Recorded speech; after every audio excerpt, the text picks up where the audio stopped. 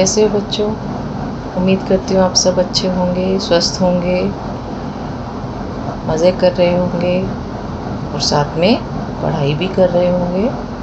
तो जो अभी तक हमने पढ़ाया है, आपको बताया है, वो आपने किया होगा, अभ्यास किया होगा, काम किया होगा, अपना ग्रीष्मावकाश कार्य भी पूरा कर लिया होगा।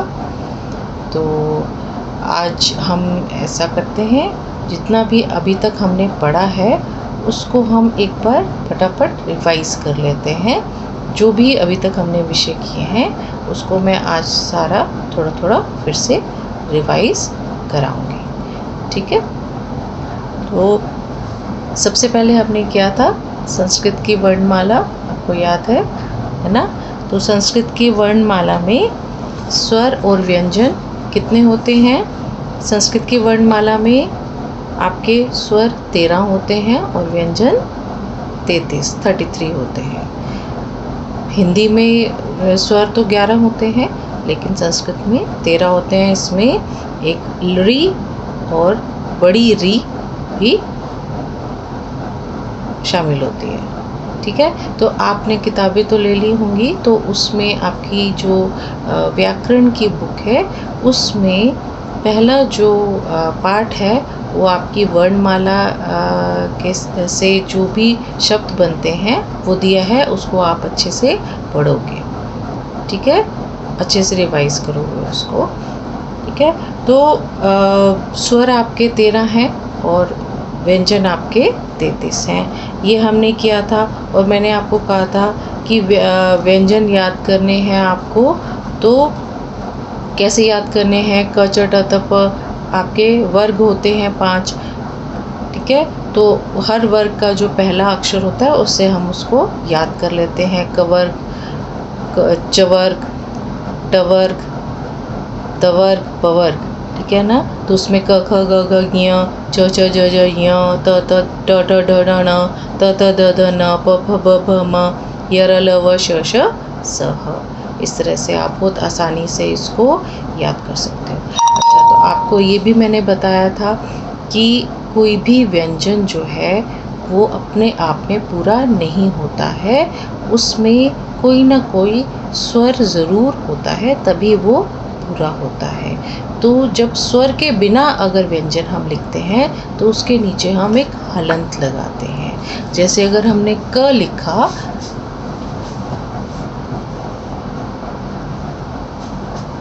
तो उसके नीचे हम हलंत लगाएंगे, ठीक है? क्योंकि ये आधा है। जब इसमें कोई स्वर अगर हम डाल देंगे तो ये हलंत हट जाएगा।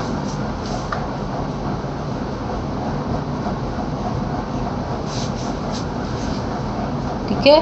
तो कोई ना कोई स्वर आपका व्यंजन के साथ होता है और अगर नहीं है तो वो आधा होता है, उसको हम आधा लिखते हैं, हलंत के साथ लिखते हैं, पूरा नहीं लिखेंगे। और सभी स्वर जो हैं वो अपने आप में पूरे होते हैं, उनको किसी भी और वर्ण की आवश्यकता नहीं होती है, न लिखने में न बोलने में, और हर स्वर की मात्रा होती है, सिर्फ छोटे अ की नहीं होती। लेकिन ऐसा नहीं है कि वो छोटा अ जो है वो वर्ण में नहीं होता है, सभी वर्णों में छोटा अ होता है। क ख ग घ अ की आवाज़ आती है तो इसका मतलब वो उन वर्णों के साथ है। अगर हम का बोलेंगे तो यहाँ पर क में आ मिल जाता है।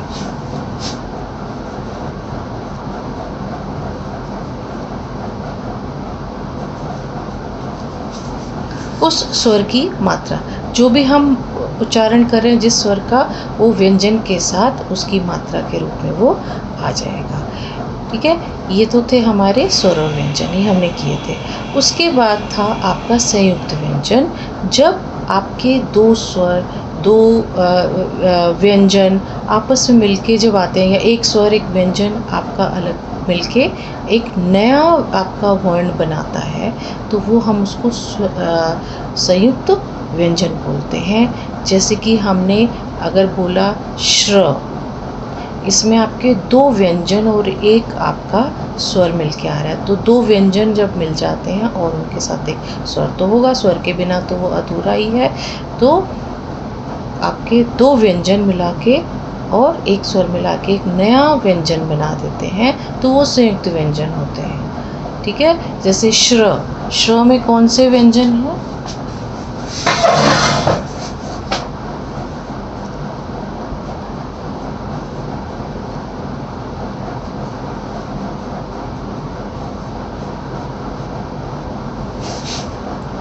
इसमें आपका श, र, र। ये देखो मैंने इसमें श और र में हलंत लगाया, लेकिन अ में नहीं लगाया। क्यों? क्योंकि व्यंजन अधूरे हैं और स्वर अपने आप में पूरा होता है, तो उसमें हलंत हम नहीं लगाते। जब ये सारे मिल जाएंगे तो ये पूरा एक व्यंजन बन जाएगा, तो हम उसमें हलंत नहीं लगाएंगे, क्योंकि इसमें अब स्वर भी मिल चुका है। तो ऐसे आपको मैंने बहुत सारे संयुक्त व्यंजन आपको कराए थे, वो आपको रिवाइज करने हैं। और आपकी बुक में भी जो है पार्ट 2 है वो संयुक्त व्यंजन के साथ है। और संयुक्त व्यंजन का प्रयोग करते हुए हम शब्दों का कैसे बनाते हैं, प्रयोग करते हैं। जैसे श्र से श्रद्धा, ठीक है ना। ज्ञ से ज्ञान, ज्ञ किससे बनता है आपका?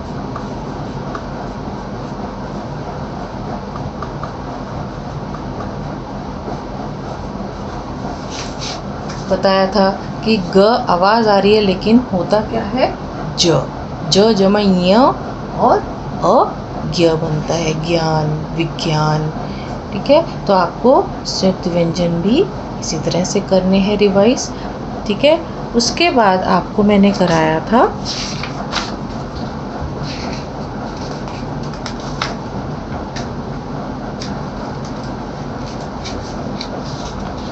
पुल्लिंग शब्द। ठीक है, उसके बाद हमने शब्द ज्ञान लिए थे। ठीक है, तो अब हम संस्कृत में पढ़ेंगे कितने प्रकार के शब्द होते हैं, संस्कृत में कितने लिंग होते हैं। हिंदी में 2 लिंग पढ़े थे हमने, स्त्रीलिंग और पुल्लिंग। हर शब्द जो है या स्त्रीलिंग होता है या पुल्लिंग होता है। संस्कृत में एक तीसरा लिंग भी होता है, नपुंसक लिंग, जो ना कि पुल्लिंग में आता है, ना स्त्रीलिंग में आता है, नपुंसक लिंग में आता है आपका। तो पुल्लिंग शब्द जो पुरुष जाति का बोध कराते हैं जो शब्द, वो पुल्लिंग होते हैं। जो स्त्री जाति का बोध कराते हैं वो स्त्रीलिंग होते हैं।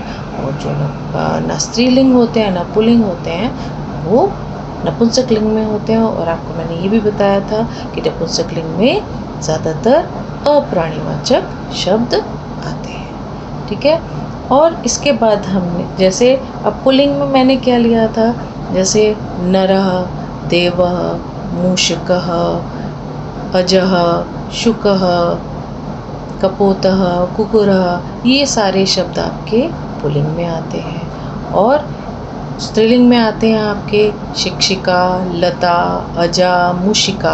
अब मूषकः आपका पुल्लिंग है तो उसका स्त्रीलिंग भी बना सकते हो, मूषिका।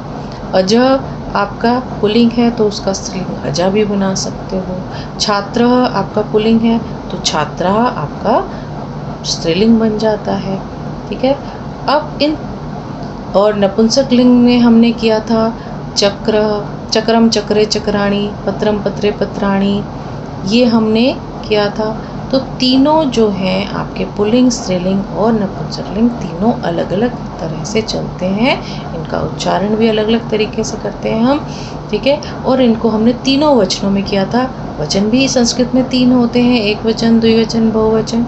हिंदी में हमने कितने किए थे? एक वचन और बहुवचन। द्विवचन नहीं होता हिंदी में, लेकिन संस्कृत में द्विवचन होता है।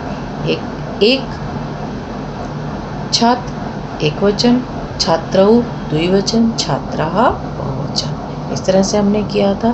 तो जब आप याद करोगे, जब आप पढ़ोगे, तो आप तीनों वचनों को एक साथ पढ़ोगे। ठीक है, जैसे नरः, नरौ, नरः, तो आपको एक साथ याद होगा।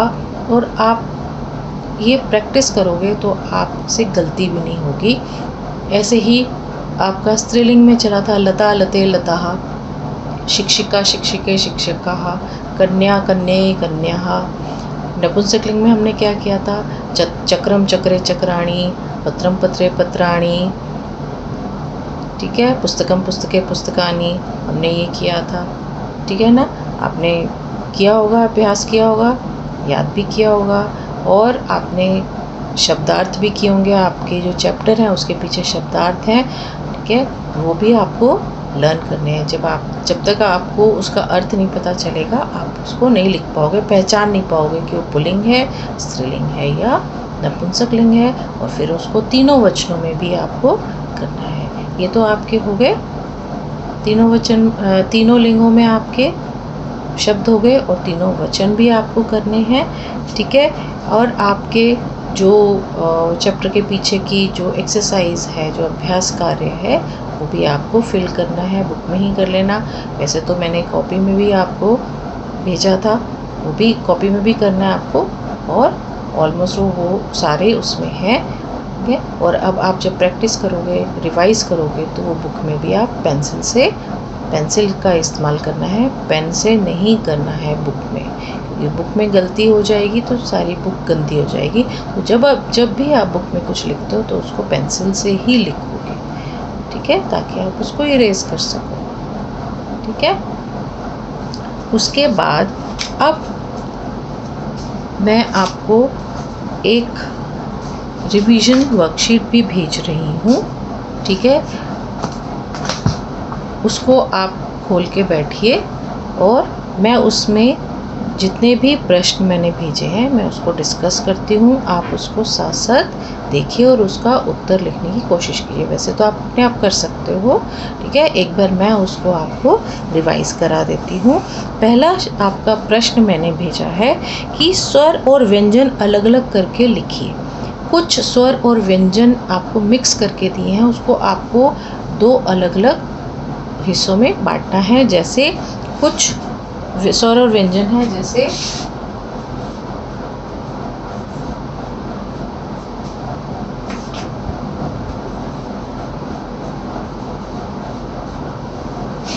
ठीक है। अब यहाँ पर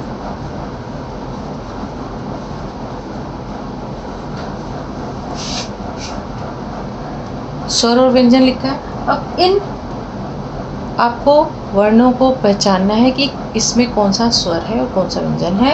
तो पहले तो ऊ देखो, स्वर है कि व्यंजन है? ये आपका स्वर है, तो आप इसके नीचे लिखोगे। त क्या है? देखो इसमें हलंत लगा हुआ है। एक निशानी बहुत अच्छी है याद करने के लिए कि व्यंजन में आपको हलंत मिल सकता है। ठीक है, अगर वो बिना स्वर के है तो। ठीक है। तो त जो है वो आपका व्यंजन है, अ आपका स्वर है, री आपका क्या है? स्वर है क्या व्यंजन है? आपको ये ध्यान रखना होगा। मैंने आपको जो वर्णमाला लिखवाई है, आपने कॉपी में की होगी, उसको आप खोल के देख सकते हो।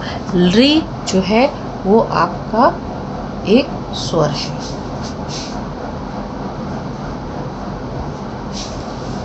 ल आपका व्यंजन है, लेकिन ल के नीचे री की मात्रा आ रही है, ये स्वर में आएगा।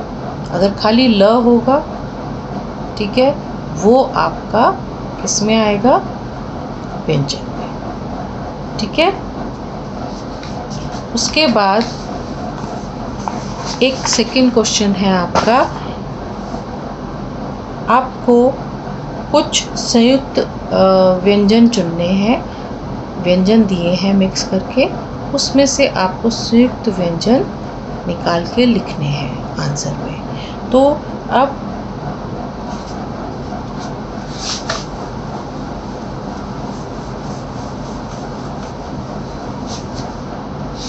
जैसे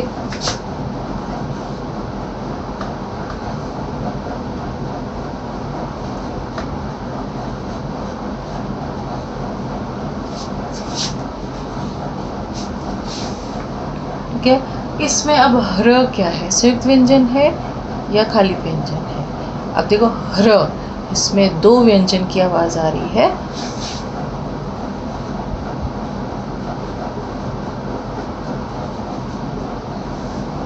तो ये संयुक्त व्यंजन है आपका। प में कोई आवाज आ रही है और किसी व्यंजन की नहीं आ रही है, तो ये संयुक्त व्यंजन नहीं। प्र में आ रही है। बोल के देखना, बोलने से आपको ज़्यादा पता चलेगा। और अपनी आवाज़ को पहचानो कि आपने कितने व्यंजन बोले हैं। प्र तो प और र।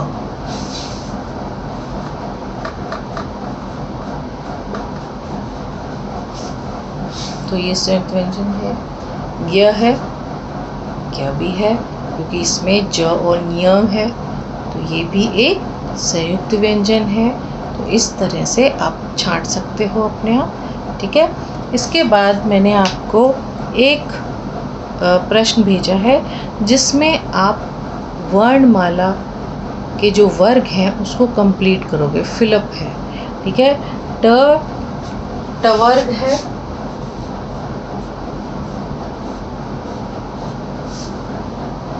ठीक है, फिलअप है ट ठ ड ट ठ ड ढ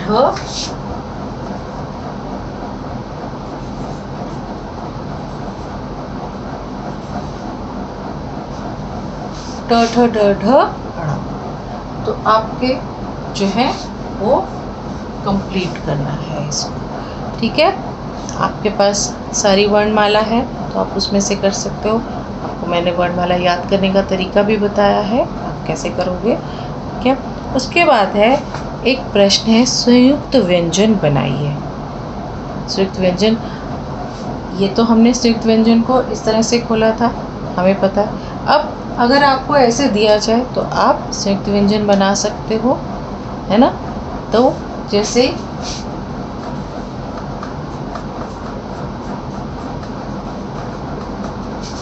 तो ये कौन सा संयुक्त व्यंजन बनेगा, क क्ष अ, क्ष, क्षत्रिय, है ना। उसे आप शब्द भी बना सकते हो, ठीक है। ऐसे ही आपका है त्र,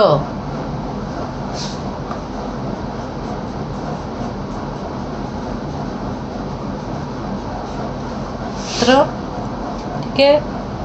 ज्ञ, प्र, ये सब संयुक्त व्यंजन है जो अगर आपको ऐसे दिए जाएं तो आप उसको बना सकते हो। अगर ये दिया जाए तो आप ऐसे बना सकते हो, ये दिया जाए तो ये आपका सेकंड चैप्टर में पूरा दिया है, उसको अच्छे से रिवाइज करोगे, ठीक है। इसके बाद अब आपके आते हैं शब्द।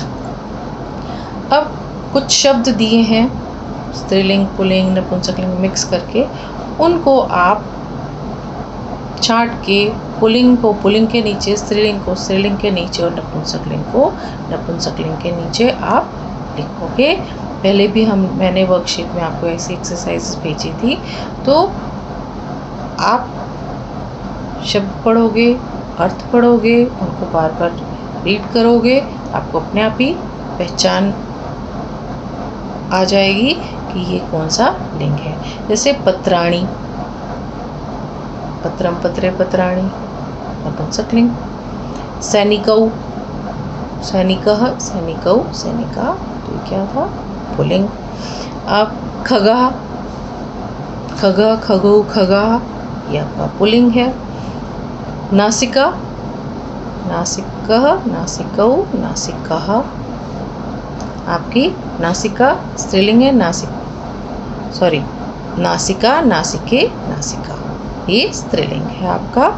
धनम, धन, धनम, धने, धनानी, ये आपका नपुंसकलिंग है। कलिका आपका स्त्रीलिंग है, कलिका, कलिके, कलिकाः। पुस्तकम, पुस्तके, पुस्तकानि, पुस्तकम क्या है, नपुंसकलिंग है आपका। पुष्पम, पुष्पे, पुष्पाणि, नपुंसकलिंग है। छात्रा, छात्रौ, छात्राः आपका पुल्लिंग है। शिक्षकः, शिक्षकौ, शिक्षिकाः, ये आपका पुल्लिंग है। अगर शिक्षिका होगा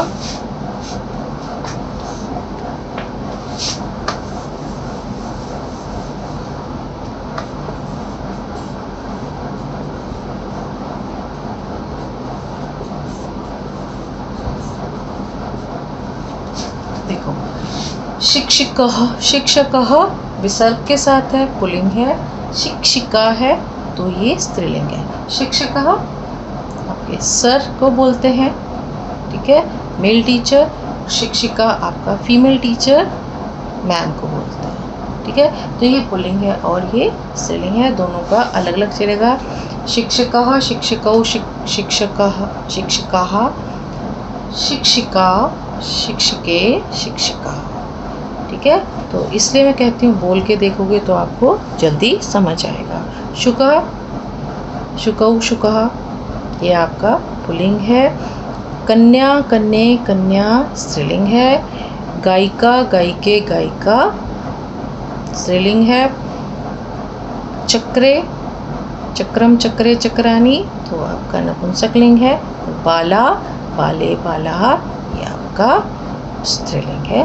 तो आपका किसी भी वचन में दिया होगा तो आप पूरा बोल के देखोगे तो आपको एकदम से पहचान आ जाएगी कि ये कौन सा लिंग है, तो आप उसको लिंग के अनुसार अलग अलग कर सकते हो। ठीक है, इसके बाद आपको अर्थ, एक क्वेश्चन है, शब्दों के अर्थ छांटने हैं ऑप्शन में से। अब शब्द आप देखोगे पहले तो कि वो लिंग कौन सा है और उसका वचन कौन सा है। ठीक है, जैसे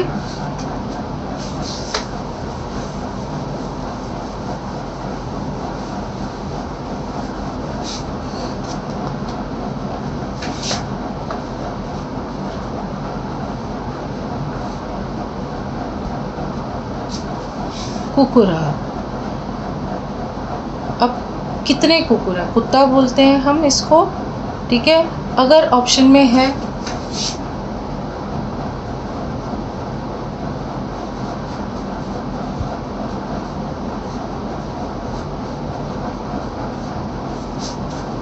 तो आप कौन सा सही अर्थ चुनेंगे।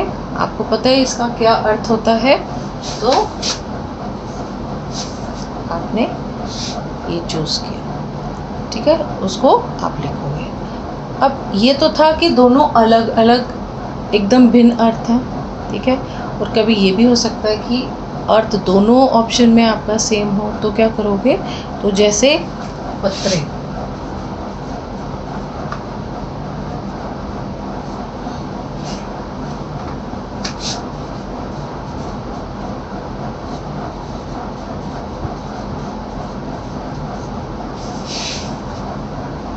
पत्रे, पत्रे का अर्थ क्या होता है, पत्ता। ठीक है, लेकिन कितने पत्ते हैं, दोनों ऑप्शन में पत्ते हैं, पत्ता, दो पत्ते, पत्ता तो है लेकिन वचन अलग अलग है। तो इसमें आप देखोगे वचन कौन सा है, एक पत्ता है कि दो पत्ते हैं। तो पत्रम, पत्रे, पत्राणी, तो पत्रे द्विवचन में आ रहा है, तो ये दो पत्ते, इसको आप लिखोगे। ठीक है ना, आपको अर्थ भी सही पता होना चाहिए और वचन भी सही पता होना चाहिए कि वो संख्या में कितना है। ठीक है, ऐसे ही आपके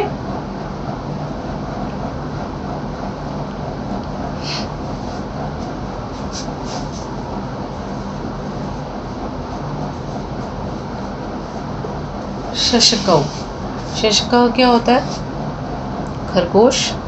ठीक है, अब इसमें कितने खरगोश हैं, शक्षकः, शशकौ, शक्षका द्विवचन है तो दो खरगोश हैं। तो ऑप्शन अगर दिया जाए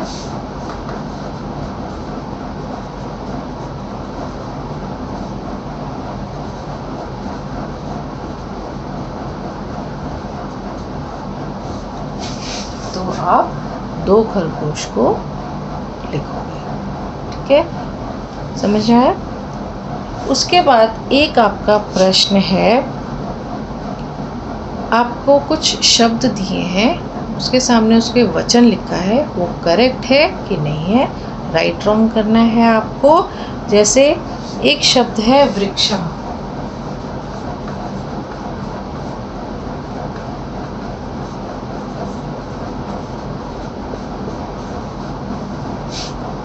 वृक्षः, इसके सामने एक वचन लिखा है, क्या ये सही है।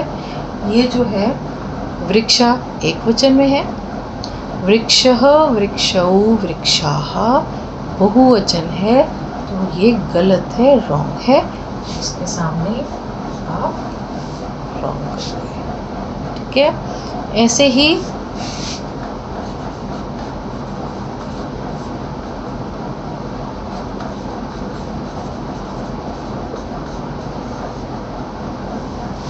माले, पहले तो आपको शब्द पहचानना है। माला, माले, मालाहा। तो माले द्विवचन में, द्विवचन लिखा है, सही है ये, है ना। तो इसको हम राइट करेंगे, ठीक है, कर लोगे ये, ठीक है। ऐसे ही आपका गृहम, गृहम, गृहे, गृहाणी। तो गृहम एक वचन है, तो अब आपको देखना है कि आगे ऑप्शन में क्या लिखा है। एक वचन लिखा है तो उसको करेक्ट करोगे, द्विवचन लिखा है तो वो रॉन्ग हो जाएगा, बहुवचन लिखा है तो भी वो रॉन्ग हो जाएगा, ठीक है। ऐसे ही है अजा, अजा, अजय, अजहा।